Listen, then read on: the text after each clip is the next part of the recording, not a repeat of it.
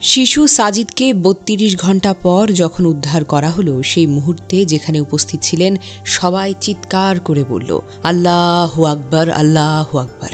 হাজার হাজার গলা একসঙ্গে, চোখে পানি, মুখে হাসি, হাত তুলে দোয়া। ফায়ার সার্ভিসের লাল হেলমেটধারী যোদ্ধারা কাদামাটিতে মাখামাখি হয়ে একটি ছোট্ট শরীর তুলে আনলেন। সবাই ভাবল সাজিদ বুঝি বেঁচে আছে, কিন্তু না, আনন্দ দীর্ঘস্থায়ী হলো না। ফুরফুরে আশা উল্লাসের মাঝেই দ্রুত তানোর হাসপাতালে নেওয়া হলো। চিকিৎসকরা ঘোষণা দিলেন ও তো মারা গেছে। জানা যায় বুধবার রাত ৯টা ৭ মিনিটে তাকে গর্তের প্রায় ৬০ ফুট নিচ থেকে উদ্ধার করেন ফায়ার সার্ভিসের সদস্যরা। উদ্ধারের পর শিশুটিকে তানোর উপজেলা স্বাস্থ্য কমপ্লেক্সে নেওয়া হলে চিকিৎসকরা ৯টা ৫০ মিনিটে মৃত বলে ঘোষণা করেন। ডক্টর বার্নাবাস হাসদা জানান, হাসপাতালে আনার আগেই শিশুটি মারা গেছেন। অতিরিক্ত ঠান্ডা এবং অক্সিজেন না পাওয়ায় শিশু সাজিদের মৃত্যু হয়েছে। শিশু নানা আইয়ুব আলী বলেন, উদ্ধারের সময় সাজিদ বেঁচে ছিল। ফায়ার সার্ভিসের কর্মকর্তারা বলছিলেন সে বেঁচে আছে। আমি নিজে দেখেছি সে বেঁচে ছিল, কিন্তু হাসপাতালে আসার পর মারা গেল।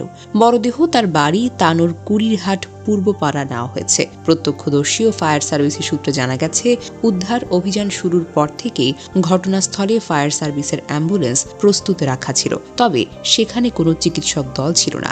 শিশুটিকে উদ্ধারের সঙ্গে সঙ্গে অ্যাম্বুলেন্স করে উপজেলা স্বাস্থ্য কমপ্লেক্সে নেওয়া হয়। ফায়ার সার্ভিস ও সিভিল ডিফেন্সের অপারেশন মেইনটেন্যান্স বিভাগের পরিচালক লেফটেন্যান্ট কর্নেল মোহাম্মদ তাজুল ইসলাম চৌধুরী জানিয়েছেন, আমরা শিশুটিকে অচেতন অবস্থায় উদ্ধার করেছি। যত দ্রুত সম্ভব হাসপাতালে নিয়ে গেছি। ডাক্তাররা পরীক্ষা নিরীক্ষার পর মৃত বলে ঘোষণা করেন।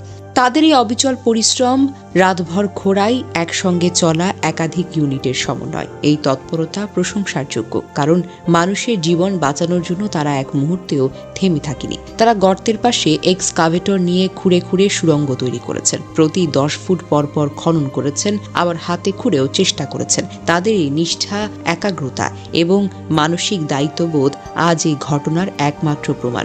যতটা সম্ভব চেষ্টা করা হয়েছে, কিন্তু সমস্ত পরিস্থিতি নিয়ন্ত্রণের বাহিরে চলে গেছিল। তবে এই মর্মান্তিক ঘটনার পেছনে বড় অবহেলার দিকও রয়েছে। নলকূপ খননের জন্য সরু গর্ত খোলা, কেউ ভাবেনি এই গর্ত এতটা বিপজ্জনক হতে পারে। শিশু সাজিদের মতো অল্প বয়সী শিশুদের জন্য এটি হলো হত্যার ফাঁদ। যে দায়িত্বহীনতার কারণে এক শিশুর জীবন ঝুঁকিতে পড়ল, তার প্রতি আমরা ধিক্কার জানাই। শুধুমাত্র প্রস্তুতি ও সচেতনতার অভাবে এমন মৃত্যুর পথ খোলা রাখা যায় না। স্থানীয় সূত্রে জানা গেছে, বুধবার দুপুরে জমি থেকে মাটি নিয়ে আসার সময় একটি ট্রলি আটকে যায়। রাকিব ও তার স্ত্রী তাদের ২ বছরের ছেলেকে নিয়ে মাটিতে গেঁথে যাওয়া ট্রলিকে দেখতে পান। শিশুটি তার মায়ের কোল থেকে নেমে জমির মধ্যে হাঁটছিল। কোনো এক সময়ে পরিত্যক্ত গভীর নলকূপের ওপর ওই গর্তে পড়ে যায়। পরে স্থানীয়রা ছাড়াও ফায়ার সার্ভিসের সদস্যরা অভিযান চালিয়ে তাকে উদ্ধার করতে পারেনি। এরপর ফায়ার সার্ভিসের তানোর, চাঁপাইনবাবগঞ্জ ও রাজশাহী সদর স্টেশনের ৩টি ইউনিট ঘটনাস্থলে আসে। তারা শিশুটিকে উদ্ধারের চেষ্টা চালায়। শিশুটিকে জীবিত রাখতে পাইপের মাধ্যমে অক্সিজেন দেওয়া হয়। একই সঙ্গে গর্তের পাশে এক্সক্যাভেটর দিয়ে মাটি খনন করা হয়। বৃহস্পতিবার ফায়ার সার্ভিসের ৮টি ইউনিট ৩টি এক্সক্যাভেটর নিয়ে মাটি খনন করে। তারা ৪০ ফুট মাটি খনন করেও শিশু পর্যন্ত পৌঁছাতে পারছিল না। অবশেষে রাত ৯টার দিকে শিশুটিকে মাটির নিচ থেকে অচেতন অবস্থায় উদ্ধার করে তানোর উপজেলা স্বাস্থ্য কমপ্লেক্সে নেওয়া হয়।